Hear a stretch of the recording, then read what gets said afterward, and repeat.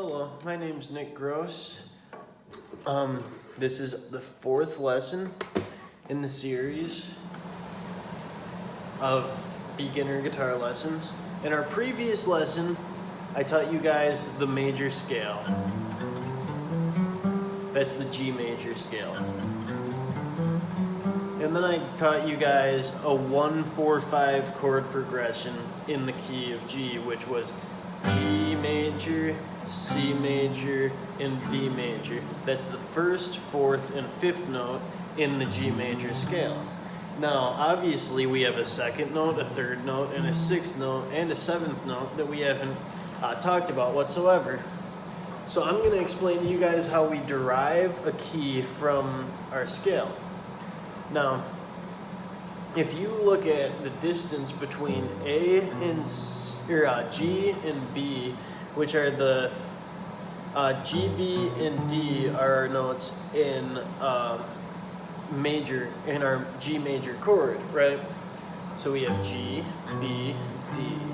Now G and B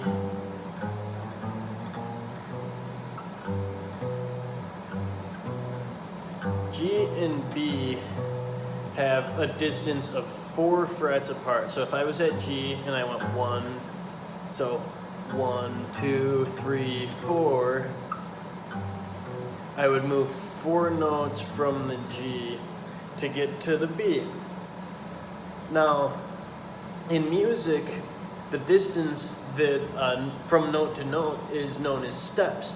So a whole step is 2 notes, and a half step is just 1 note or 1 fret. So if we count up from G to B, is 2 whole steps or 4 frets. Okay, that means that it's a major third because it's 2 whole steps. 2 whole steps means the distance is major. It's a major distance. Like whole is the distance from the first to the third, so that means it's a major chord. Now, for a minor chord, if we take our A chord, our second, fourth, and sixth note in the scale are our A minor chord. So if we take a look at that,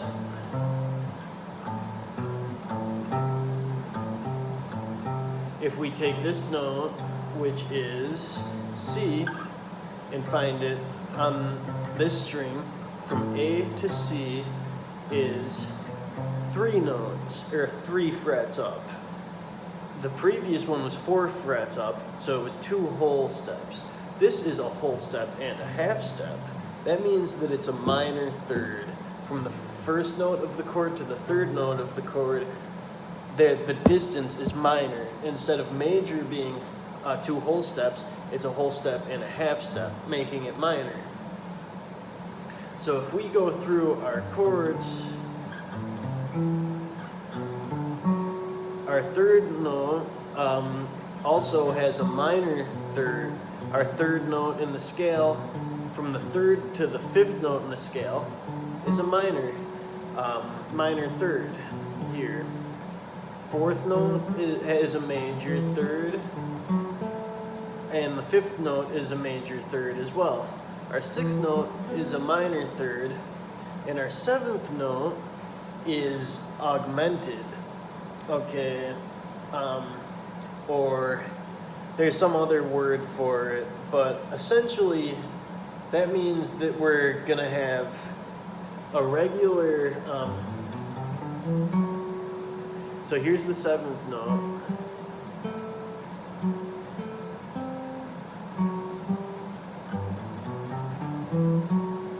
Seventh.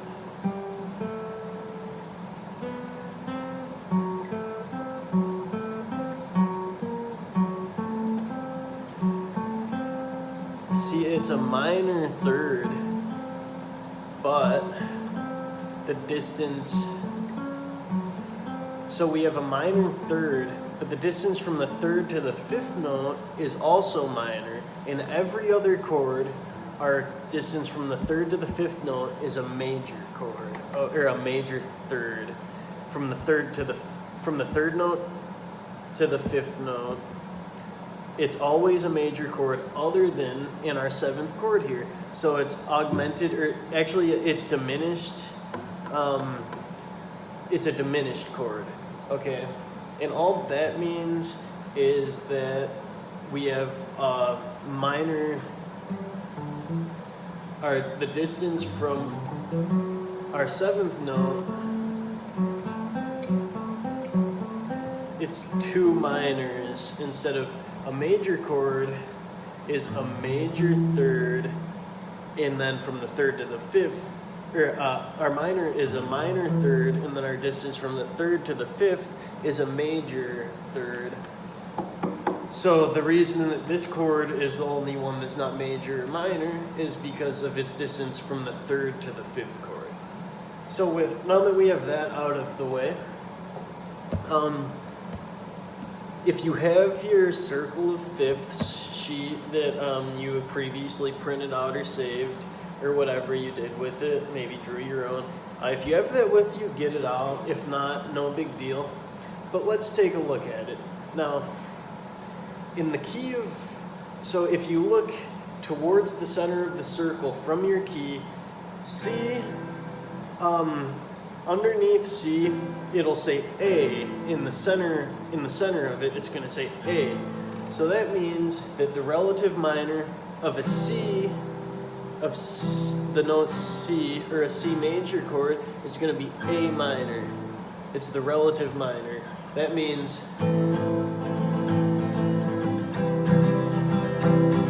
they sound good together, and it also means that anywhere that you would have a C chord, you could replace it with an A minor chord if it's in the key.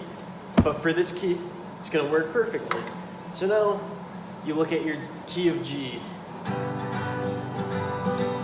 Now it's going to say E. Is the relative minor for G is E.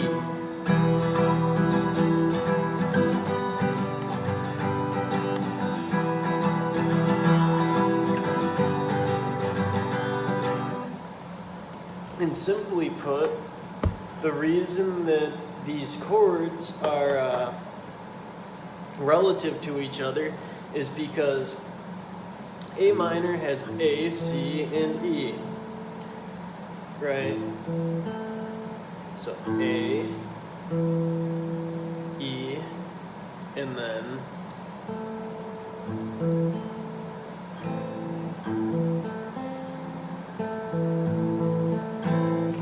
so in C we have C, E, and G are our three notes in the chord.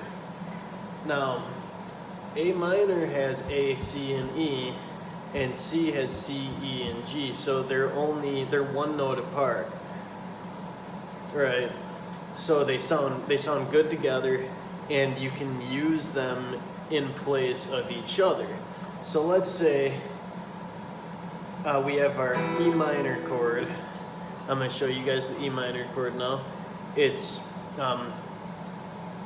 second fret A string, second fret D string. So second fret on the fifth string and second fret on the fourth string.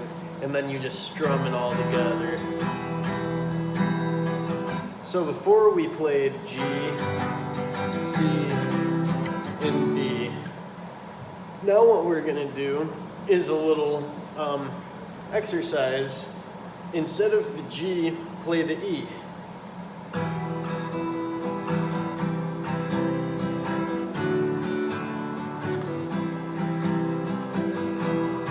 In place of the G. Now, you're gonna realize it sounds just as good as if the G was there. The E just makes it a little more serious, a little more sad, a little more soulful, I suppose. Now, we know that we can use E minor in place of G, or with G, in any way really, and it'll sound good. Now, we talked about our A minor, which is, you start on the A string, strum from the A string down, and it's going to be open A string, and then 2nd fret D string, 2nd fret G string, 1st fret B string. So now what we're gonna do is do E minor, A minor, D, and see how that sounds.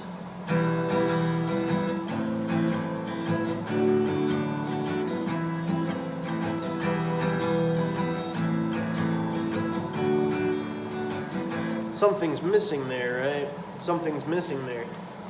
That is because the key sounds better if you resolve to the major note of the first chord, right? So what we're gonna do is E minor, A minor, D minor, G. Hear how the G really brings it back into, it brings it back to where we where the scale is, It brings us back into sounding good. So that's just kind of theoretical there, but what we can do is go through the first time G, C,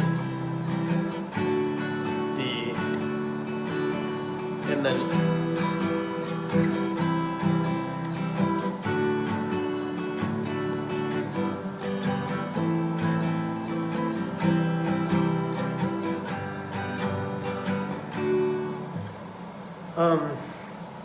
so what we're doing there is resolving. What we can do is we start out just with our major chords there. It sounds really pleasant. And then the second time through, we're just listening to this. I'm not teaching you a song or anything. We're listening to this. Now we do it without the G. We're just doing.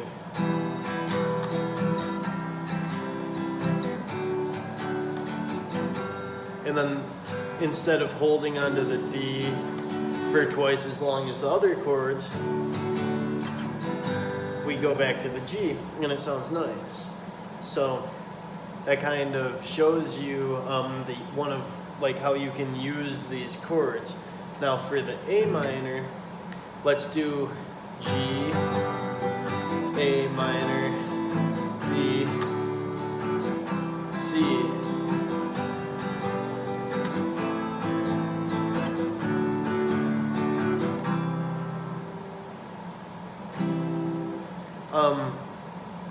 It kind of brings it home. Now I'm just trying to get it in your ears what we're trying to hear when we're adding these minor chords. Now, what you can do is we're gonna do G, D, and then A minor to C. And you'll kind of hear how you can use the A minor with the C instead of just replacing the C with the A minor. We're gonna go G, D, A minor, D, A minor, C. And we could do that the same way. Let's start on the C. E minor, G. You hear that? What people commonly say is that the minor is resolving to a major. It's the minor fall and then the major lift. It's like everything's happy, kind of sad. Major lift brings us back to happiness. So.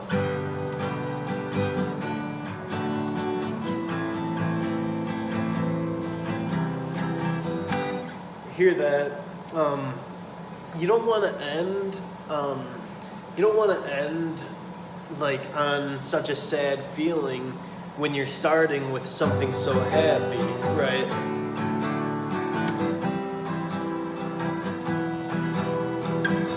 Hear how that didn't really sound right in your ears? So that's an explanation of how chords are derived from the scale. Now I know we didn't use the B,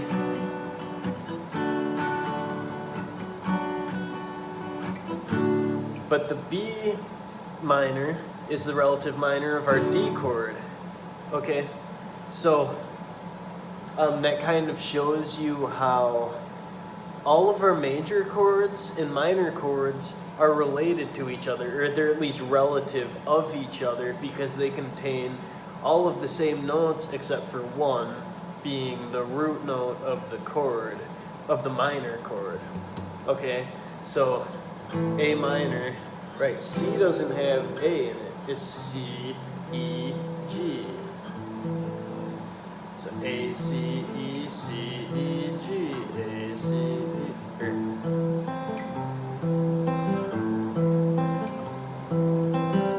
Hear that?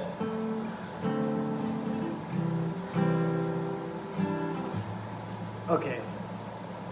So that's kind of just getting your ears open to the idea of how the different chords sound together and how you can build chords around your scale.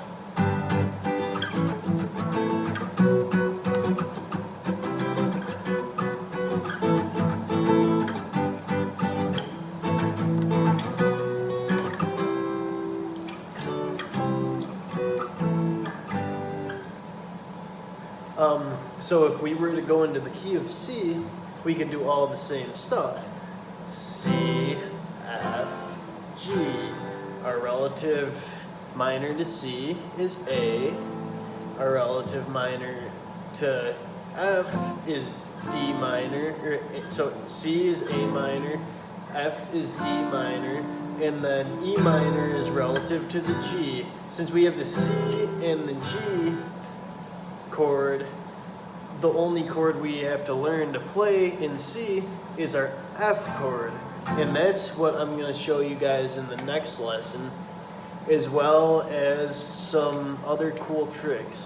But an exercise that I would like for you guys to try is, remember before we went from around our circle of fifths: C major, G major, D major, A major, E major, B major. So what you're going to do is you're going to try to go,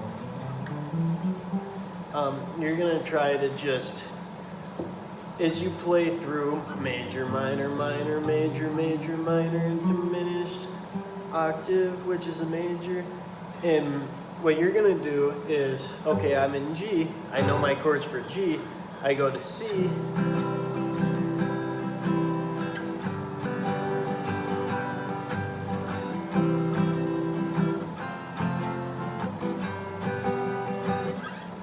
and you're not going to be playing these chords. What you're going to be doing is getting in your mind which chords go with the key. So C, it's going to be C major, F major, and G, and then we can fill in the blanks. So we have D minor, E minor, and A minor. And just think, okay, which minor pertains to the major? And once you kind of have figured that out, you're going to go, okay, well, I did C, I did G, now I'm on D. And work your way from there. So it's going to be major, minor, minor, major, major, minor, minor, major. Major, minor, minor, major, major, minor, diminished, major. Which is the last one is the octave. So it's the same note as the first one. But from there we're going to go, okay, we have a D chord. D, E, F, G, A. So we have D, G, and A. And so that's what we'll go over in our next lesson. I'm going to teach you guys the F chord, the A chord, and the E chord, the E major chord, because we're going to get into playing in the key of A, which has E added to it. Something that I would kind of like to show you guys so you recognize here is the first key, C, we have C, F, and G. Now if we play in G, we have two of the chords, G, C, and D. Now there's no F anymore. F is gone. So then when we go into D, we have D, G, A, and remember in G, in our G major chord progression, we added D. So now this time C is gone. C is out of the equation, and it's replaced with the major chord that would have been the relative minor to the chord that we lost. Now that's a little too philosophical, but just think of it this way. We're always going to keep our two newest chords, and then our oldest one is going to be replaced as we move through. So A is going to be A, D, E. So now G's gone because G was our oldest chord that we had added. Now the next one is going to have A and E as chords. So it's going to be C, G, D, A, E. So it's going to be E.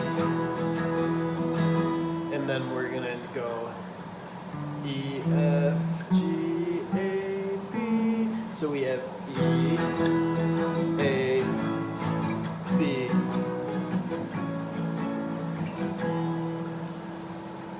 Okay, so I'm going to end the lesson now, or I'll just keep talking forever.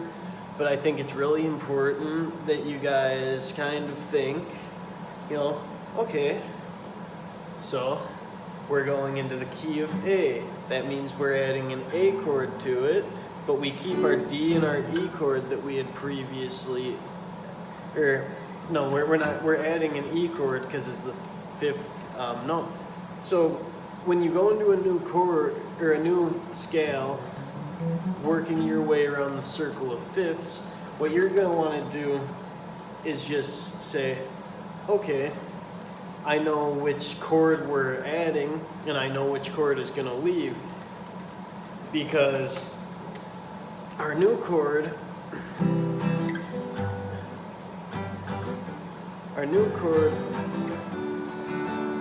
is always going to be the fifth note of the scale. So we have A, D, and E. So we have C, F, and G. And then we go to G, we have G, C, and D.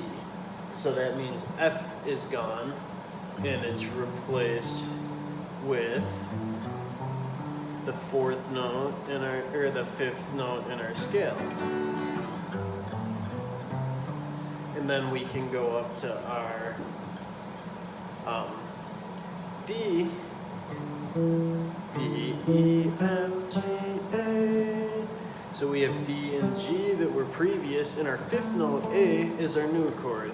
From E, we have a fifth up from E is going to be B, so our new chord is B, and we're kicking out G.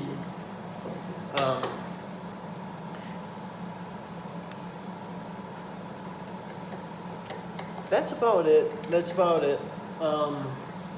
So I hope you guys learned from that. I know I tend to ramble in my lessons, but I appreciate those of you who actually watched this far into it.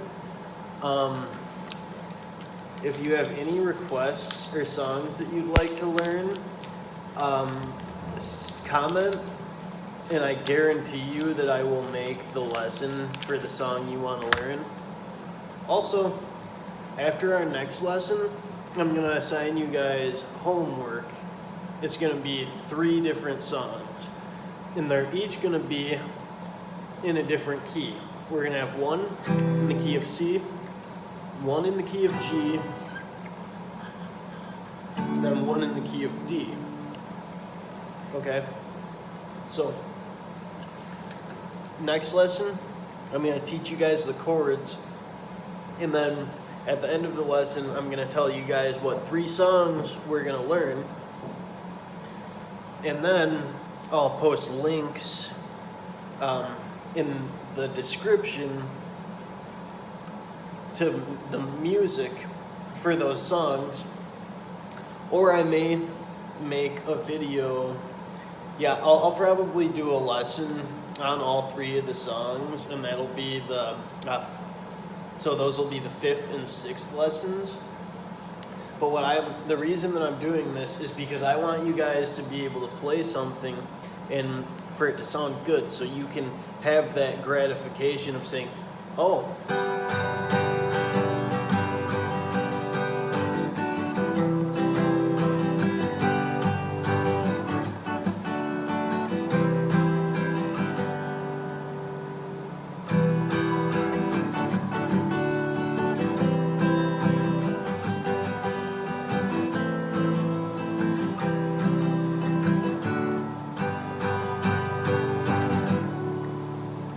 you know, you'll be able to just strum along, and you'll have a few songs that you can play. You can show the people you care about your progress and that you're actually learning. And also, it'll help you feel less bored, because I know all of my lessons so far have been insanely dry. I think if I was watching my own lessons and I just started playing guitar, I would probably be pretty demotivated at this point, because it's all teaching. It's all like, this is why this happens, but there's no actual we haven't applied anything really yet. So that's what the next 2 lessons are going to focus on, is applying what we've learned so far to make music and to make it sound good. So thank you guys a bunch for watching. I appreciate it. If you enjoyed it, like and subscribe, send me some comments, whatever. Again, my name's Nick Gross. I hope you have a great day.